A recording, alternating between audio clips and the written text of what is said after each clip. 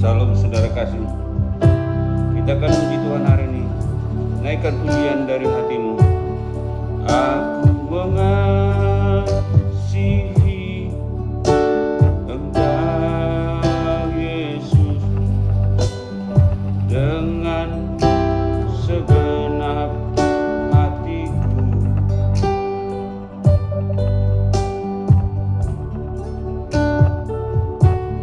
Aku mengasihi Engkau Yesus dengan segenap jiwaku.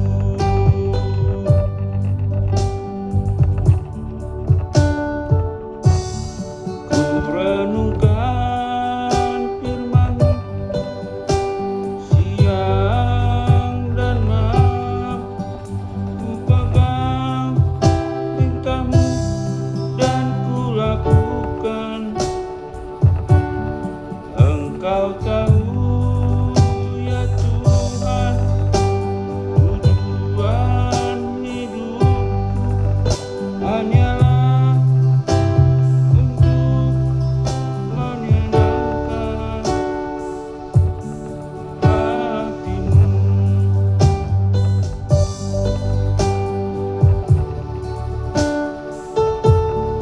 Aku mengasihi Engkau Yesus dengan segenap hatiku. Aku mengasihi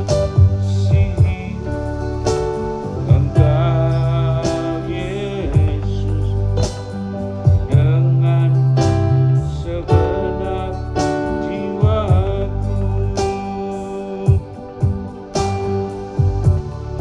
Ku renungkan firman-Mu siang dan malam, ku pegang perintah-Mu dan ku lakukan.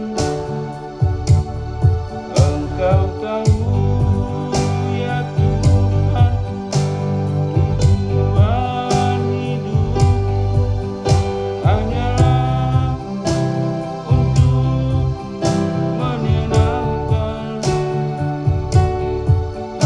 hati-Mu.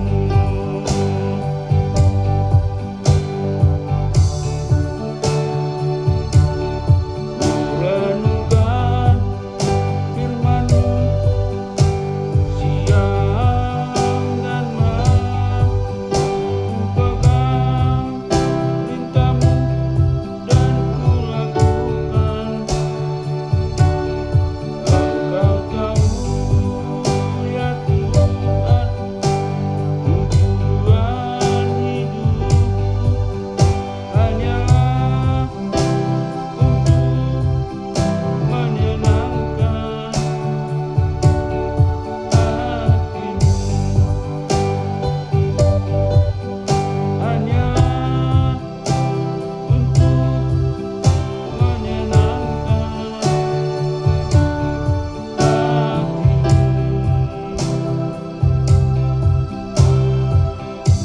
Salam saudara kekasih, hari ini kita baca firman Tuhan dari kitab Lukas 10 ayat 33, berbunyi demikian.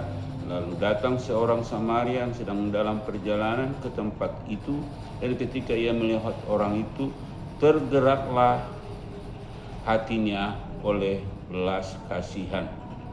Saudara kekasih, di dalam Lukas 10, Yesus memberikan perumpamaan tentang seorang laki-laki yang disamun oleh orang lain.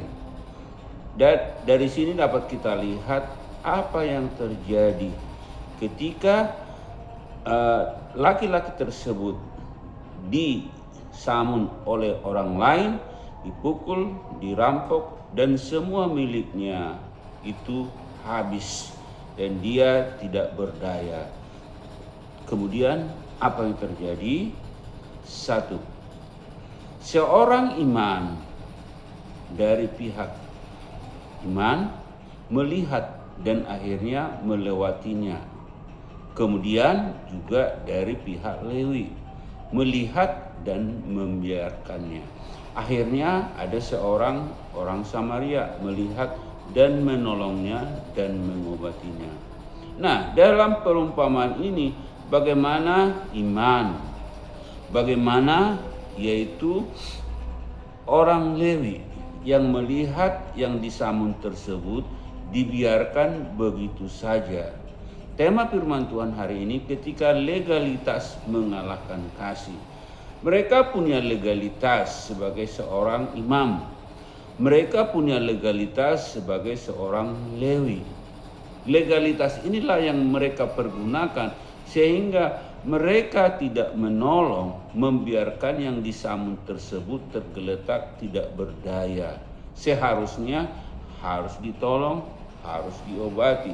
Tapi karena legalitas mereka adalah hebat menurut mereka, maka hukum kasih tersebut tidak mereka lakukan. Yang kedua, imam dan orang Lewi mengenal hukum Taurat, tetapi gagal menerapkan hukum kasih karena najis melayani, dan mungkin dalam pikiran mereka itu adalah satu jebakan. Saudara kekasih, legalitas yang mereka miliki padahal mereka mengenal hukum Taurat. Mereka mengerti ayat-ayat daripada di perjanjian lama tentang yaitu bagaimana menolong. Tetapi karena dalam perjalanan tersebut yang ditolong mungkin bukan orang Israel, mungkin juga bukan orang Samaria. Mereka tidak mengenal sehingga mereka hanya mengerti dan memahami hukum Taurat. Tapi bagaimana menerapkan hukum kasih tersebut di dalam pelaksanaannya? Karena alasan tadi, mungkin najis karena ketika melayani orang-orang demikian menurut imam orang Lewi adalah najis, harus butuh waktu untuk melayani mereka. Bahkan mungkin ketakutan karena jebakan. Sedangkan yang ketiga, Yesus mengajak kita bukan hanya sekedar hidup benar, bukan hanya sekedar untuk hidup benar dalam arti yaitu hukum Taurat, tetapi harus memancarkan kasih Allah yang nyata. Itulah kedatangan Yesus ke dunia ini. Dia adalah orang Tuhan yang benar, datang ke bumi ini menjadi manusia yang benar.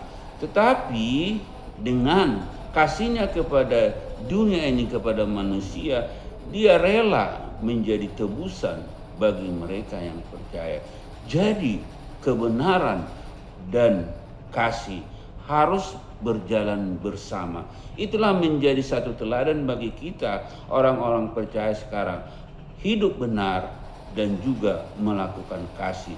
Karena kasih nyata itulah yang Tuhan inginkan. Mari kita berdoa. Terima kasih Tuhan, biarlah kami hidup di dalam kasih. Bukan kami hanya berpatokan kepada legalitas. Karena kami tahu Tuhan, legalitas itu hanya satu hal yang tentang hidup kami, seperti kami memiliki KTP. Tapi yang Tuhan inginkan, mungkin kami tidak memiliki KTP, tapi kami memiliki kasih. Kami memiliki kasih kepada setiap orang, walaupun tidak mengenal, walaupun mereka di luar daripada seiman, kami tetap mengasihi mereka. Oleh sebab itu, biarlah kami Tuhan mengenal kebenaran dan juga melakukan kasih, karena Yesus juga datang ke dunia ini memberikan yaitu kebenaran dan juga memberikan kasih kepada siapa yang mengasihi engkau, dan engkau telah mati disalibkan untuk menebus dosa kami. Itulah kasih yang luar biasa yang engkau berikan, yang menjadi teladan bagi kami, bahwa legalitas Tuhan sebagai Tuhan dan Juru Selamat di surga turun ke dunia untuk memiliki kasih, untuk menebus kami sebagai umat percaya. Siapapun engkau mendengarkan firman Tuhan, diteguhkan, dikuatkan, dibenarkan, dan milikilah hukum kasih dari Kristus agar engkau mengasihi sesama dan Tuhan Allahmu. Dalam nama Yesus kami berdoa bersyukur. Amin.